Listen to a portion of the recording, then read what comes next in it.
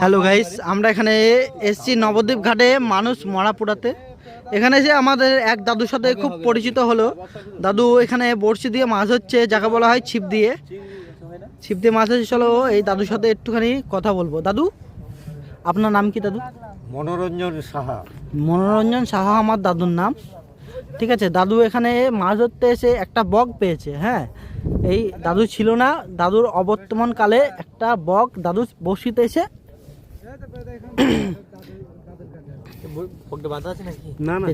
বকটা দেখুন বন্ধুরা, বকটা ইট মেরে কেউ জখম করে।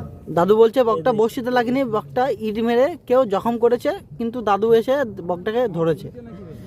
এই বকটা ধরেছে। এবার বকটা এই ছেড়ে দেওয়ার কথা কি দাদু বলবে একদম। দাদু বকটা কি করবেন? দেখে যদি হাঁটতে পারে উঠতে পারে তাহলে ছেড়ে দেবো। দাদু বলছে বকটা যদি হাঁটতে পারে উঠতে পারে ছেড়ে দেবে, না হয়তো বকটাকে তার নিজস্ব স্থানে বনে জঙ্গলে ছেড়ে দেবে। অবশ্যই ছেড়ে দেবে, বকটা নিয়ে কিছু করবে না, কিন্তু ছেড়েই দেবে। আচ্ছা ঠিক আছে দাদু, দেখি বাড়িতে গিয়ে একটু গরম জল করে পায়ে লাগিয়ে দিবে।